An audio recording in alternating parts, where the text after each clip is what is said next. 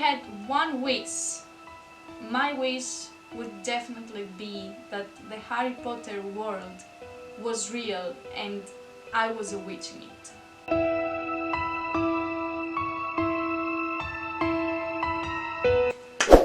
If someone knows me, knows that I am totally obsessed with Harry Potter.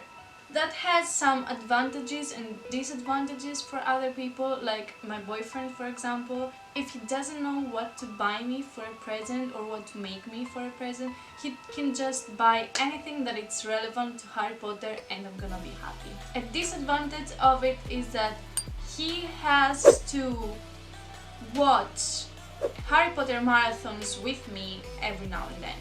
And we're talking about 8 movies with more or less like 2 hours each, so that's a lot of Harry Potter for a person that's not as obsessed as I am. But anyway, if he loves you, he's gonna stay there with you and watch the marathons of Harry Potter over and over and over again. As you can already tell by the title, I am going to talk about 10 facts about Harry Potter and this book series, J.K. Rowling and everything around it that you probably didn't know. Let's start with number 1.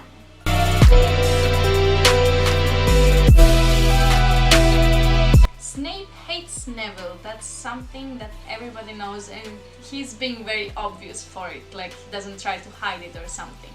But the reason why he hates him, well, that's not so clear. So here's the reason. Snape was always in love with Lily, Harry Potter's mother. Mrs. Trelawney had made a prophecy about Voldemort losing his power, not exactly losing his power, but like for a baby being born at the end of July, and that while this baby is alive, Voldemort can't be alive, like one of the two must die. And 2 babies in fact were born at the end of July of that year, and that is Harry Potter and Neville. So Snape was always hating Neville because he could be the chosen one. Therefore Harry Potter wouldn't have to face Voldemort, and therefore his mother Lily, the love of Snape's life, would still be alive.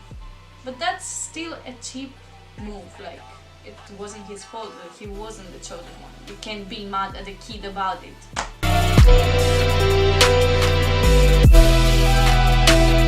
Moving on to number 2, something that I'm very happy about. J.K. Rowling loves Hufflepuff. I am a Hufflepuff and I feel like someone did us wrong.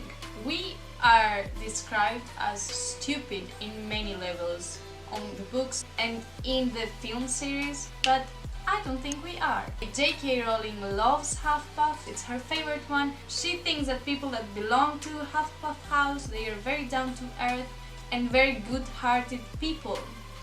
Aww.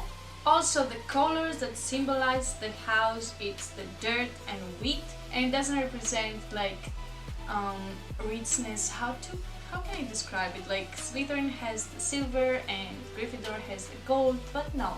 Hufflepuff is down to earth and they're cool, they're relaxed, they're fun. Okay, I'm gonna stop talking about Hufflepuff. Let's go on to the next fact.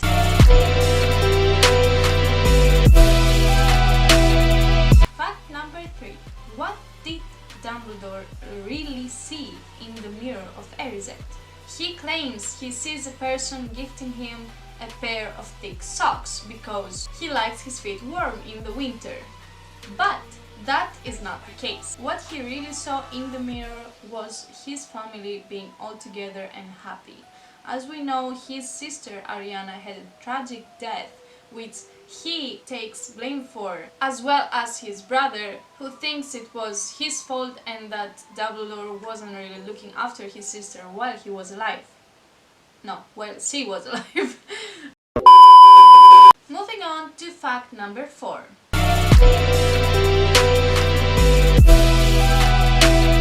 J.K. Rowling first wanted to kill off one of the 3 main characters. She said that she had a moment where either she was gonna kill Ron, Harry or Hermione. And don't hate me for what I'm going to say, but I kind of like dramatic ends. Like also in Twilight, I would really like it if Bella was dying.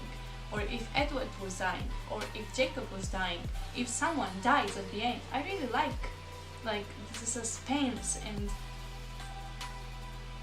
yeah, I don't know. But anyway, luckily for a lot of people, I think they would be very disappointed. She had a change of heart in the last minute and she decided to keep all of them alive and have a nice ending. Well, not all of them if you think about Ron's brother and like Professor Lupin and his wife. That's what you get for doing a war though.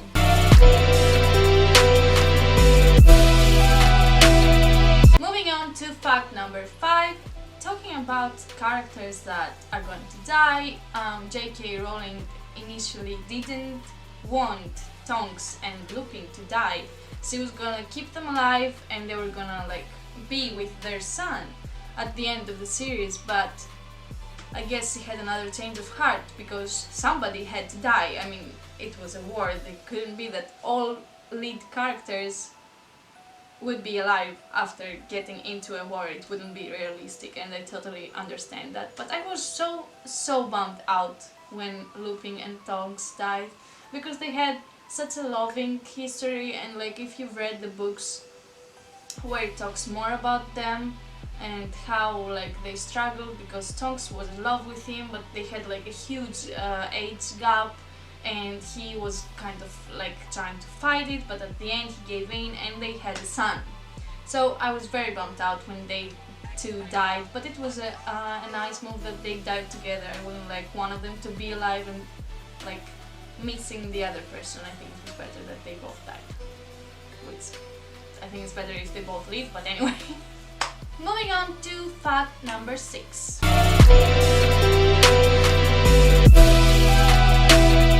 All the names of the houses Gryffindor, what did I put it here? Gryffindor, Ravenclaw, Hufflepuff and Slytherin were first written in a barf bag. And no, I didn't like misspell as I usually do. It is the actual thing.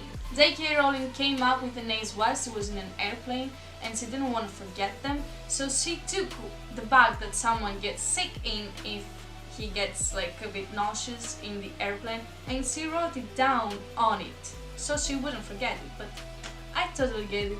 I'm also sometimes have an inspirational time, like something clicks and I just don't know where to write it. Usually I might write it on my hand, in a bag, in like my phone, text it to someone. Usually that's what I do. I'm texting people random like messages of ideas, and then I'm like, yeah, don't mind me, I'm just saying my own things.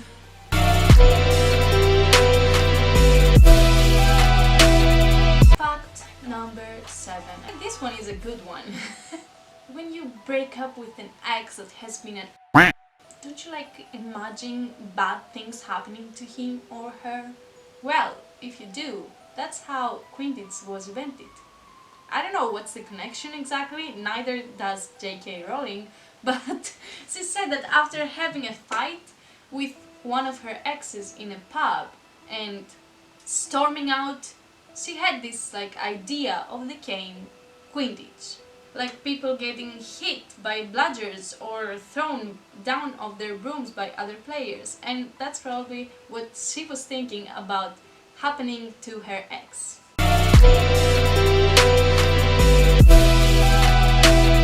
Moving on to number 8, actually this one is kind of a sad one.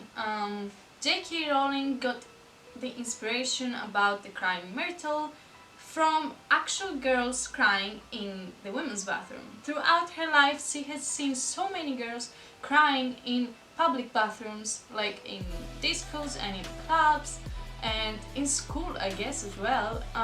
And she just wanted to take 2 male characters, Harry and Ron, and put them in that uncomfortable like position of watching a girl cry in a public restroom, because she doesn't think that this happened in men's restrooms, and that's what I think too. I don't think that like guys go out in a club, they just broke up with someone or had a fight with their girlfriend and they go and cry in the public restroom. I personally don't think I have, because I'm dead inside. But I guess other people have, so it was a nice touch.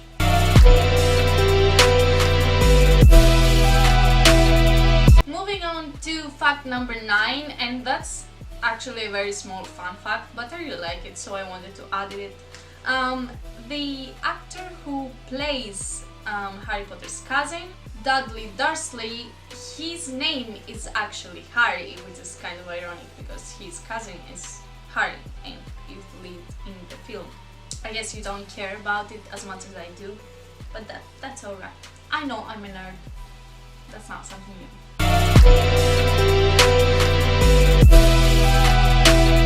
And moving on to the last fact. I think I lost counting, but I think this is the 10th fact. We're going to talk about 2 actors that are closer in real life than you think. And that's for the actor who played Bill Weasley, the older brother of Ron, and the Mad-Eye, or with his full name, Moody Mad-Eye. It's a nice thing to say, Moody Mad-Eye. If you say it fast, it doesn't even sound as... If you say it fast, it doesn't even sound like English. And that's probably why they say it in reverse, Mad-Eye Moody. But also in reverse, Mad-Eye Moody.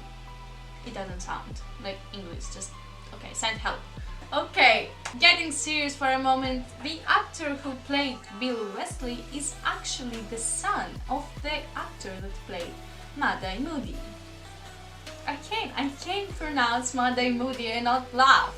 But anyway guys, those are 10 facts that you probably didn't know about Harry Potter.